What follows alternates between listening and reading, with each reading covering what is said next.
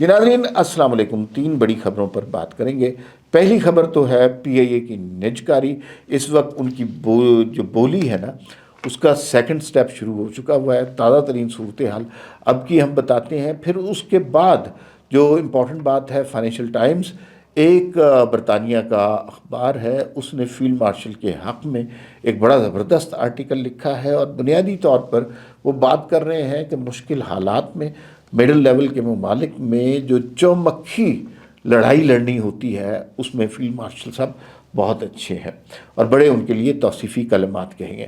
اور تیسری سچویشن یہ ہے، وہ پی ٹی آئی کی مذاکرات کی سچویشن ہے کہ مذاکرات ہو رہے ہیں نہیں ہو رہے، کون مذاکرات چاہ رہا ہے۔ وزیر اعظم پاکستان نے آج پھر مذاکرات کی پیشکش کی ہے، اور اس پہ ہم دیکھتے ہیں کہ پی ٹی آئی کا رد عمل کیا ہوتا ہے۔ لیکن کانفلکٹنگ سٹیٹمنٹ ہے محمود خان اچکزئی کی جانب سے اور علیمہ خان کی جانب سے، اس پر ہم بات کریں گے۔ آپ سے درخواست ہے اس چینل کو سبسکرائب کر لیں، بیل آئیکن کو پریس کر لیں تاکہ ہر ویڈیو آپ کو بر وقت ملتی رہے۔ پی آئی اے کی نجکاری بہت بڑا سٹیپ ہے۔ ماضی میں نجکاری کے نعرے بڑے لگائے گئے، لیکن پرائیویٹائزیشن کی نہیں کی، اور اتنے بڑے ادارے کی نجکاری بہت بڑی بات ہے۔ یہ پرائیویٹائزیشن کی طرف پہلا سنجیدہ سٹیپ ہے۔ پی آئی اے کی 100% حصص جو ہیں وہ مارکیٹ نہیں کیے گئے، بیچے نہیں گئے۔ 75% حصص جو ہیں وہ دیے گئے، 75% حصص جو ہیں وہ گورنمنٹ آف پاکستان کی ہے۔ وزیر خزانہ نے یہ بات کی کہ ہم پی آئی اے کو بیچ نہیں رہے، ہم پی آئی اے کو امپروو کر رہے ہیں۔ جتنے میں بھی پی آئی اے بکے گا، اس کا 93%، 93% جو ہے پی آئی اے کی امپروومنٹ پہ خرچ ہوگا۔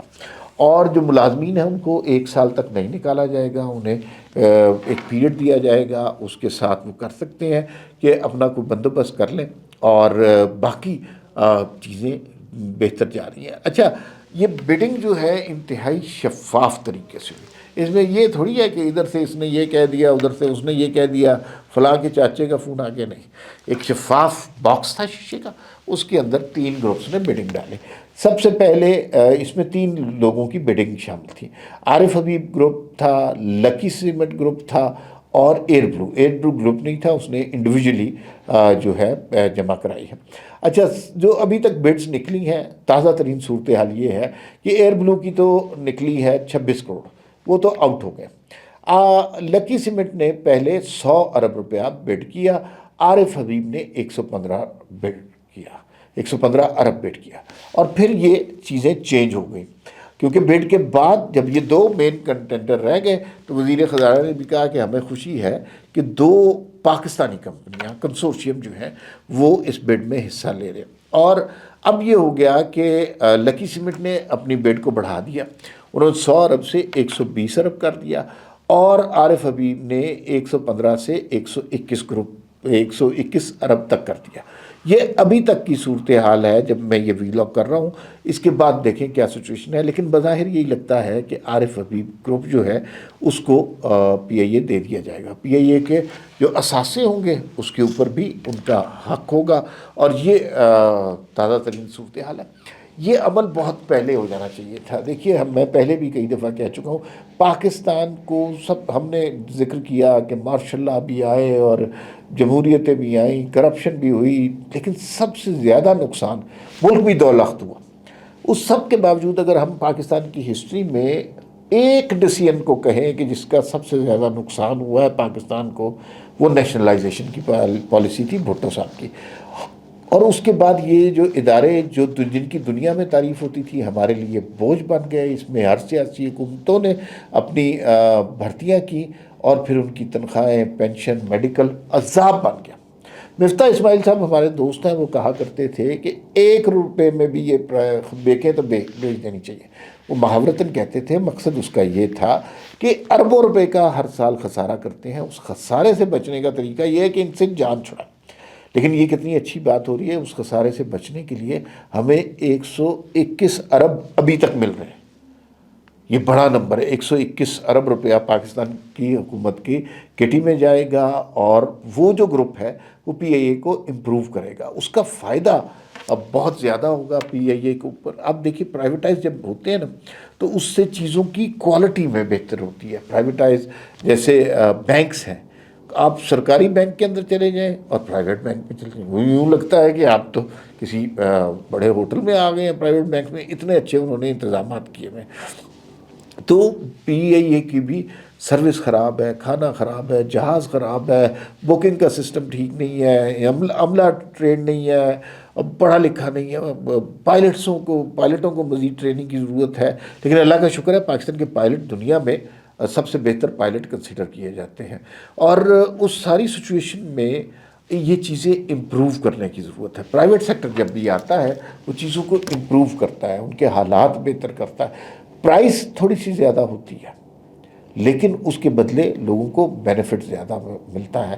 تو میرے لحاظ سے تو بڑا خوش آئند اقدام ہے، کیونکہ ہم نے ہمیشہ پرائیویٹائزیشن کا نعرہ لگایا، پرائیویٹائزیشن کبھی کی نہیں ہے، اور اب جو سچویشن پیدا ہو رہی ہے تو اس سے امید رکھنی چاہیے کہ اسٹیل مل، ریلوے، ایون ایجوکیشن، یہ سب کچھ پرائیویٹائز کر دینا چاہیے۔ گورنمنٹ کا کوئی کام نہیں ہے یہ چیزیں چلانے کا، جب تک پرائیویٹائز نہیں ہو گئی پاکستان ٹھیک نہیں ہوگا۔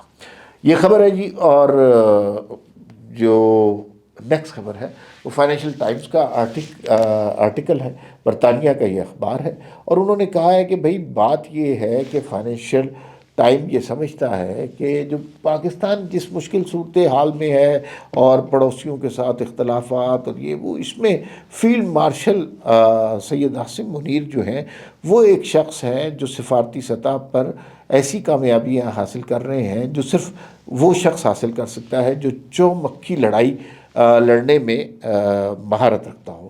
چومکھی لڑائی سے مراد یہ ہے کہ وہ ایک وقت میں کئی فرنٹ پر بات کر سکتا ہو اور کئی معاملات پر سلوشن دے سکتا ہو۔ اور پاکستان میں دیکھیے سچویشن تو بڑی عجیب ہے، ایک طرف افغانستان ہے، انڈیا ہے، یہ ہمارے نیبرز ہیں، ایران ہے، وہاں پر اور سچویشن ہے، چائنا کے ساتھ معاملات کچھ اور چل رہے ہیں، امریکہ کے ساتھ تعلقات کچھ اور چل رہے ہیں، سعودی عرب کے ساتھ ہمارا بے انتہا احترام اور عقیدت اور محبت کا رشتہ ہے۔ تو ان سب ممالک کے ساتھ ہمارے تعلقات مختلف نوعیت کے ہیں، اور ہم نے سفارتی سطح پر بے انتہا کامیابی حاصل کی ہے، مائنڈ یو۔ اور اس کے پیچھے کیا ہے؟ اس کے پیچھے وہ عسکری کامیابی ہے بنیان المرصوص کی جو ہم نے حاصل کی ہے، اور اس کے بعد سے پاکستان کا دنیا میں وقار بلند ہوا ہے، عزت اور احترام میں اضافہ ہوا ہے، انڈیا کی اتنی بےزتی ہوئی ہے اور اتنی ہی تضحیک ہوئی ہے، اور بھارت اپنے آپ کو خطے کا چودھری کہتا تھا اور ایشیا کا ٹائیگر کہتا تھا، تو وہ کچھ بھی نہیں نکلا، اور دنیا کو پتہ ہے کہ اس خطے میں طاقتور کون ہے۔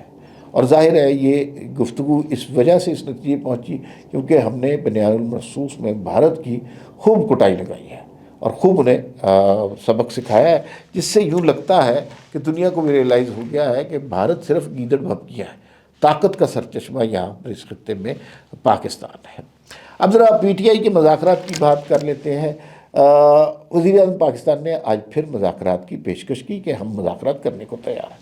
شہباز شریف کو جب عمران خان وزیر اعظم بنے تھے تو انہوں نے اسی دن بڑی سخت زہر آلود تقریر کی تھی اپوزیشن کی، جس کو ہیڈ کر رہے تھے شہباز شریف، ان کے بارے میں، لیکن شہباز شریف نے اس تقریر کو سننے کے باوجود بھی کہا جی کہ میں سمجھتا ہوں کہ مذاکرات ہونے چاہیے، میثاق معیشت ہی کر لیں۔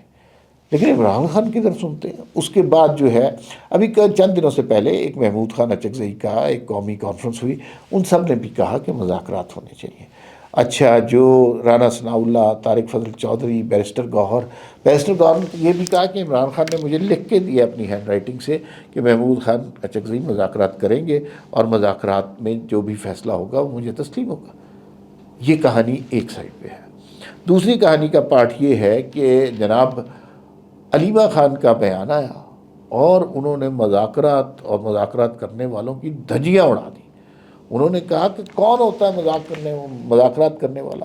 عمران خان نے بڑی سختی سے کہہ دیا ہے کوئی مذاکرات نہیں ہوں گے، اور اگر مذاکرات ہوں گے تو وہ شخص نہ عمران خان کا ساتھی ہوگا، نہ پی ٹی آئی کا وفادار ہوگا، اور ایک طرح سے انہوں نے عمران خان کے حوالے سے غداری کا لگایا کہ وہ عمران خان سے غداری کرے گا۔ اب مکسڈ قسم کے پیغامات آئے۔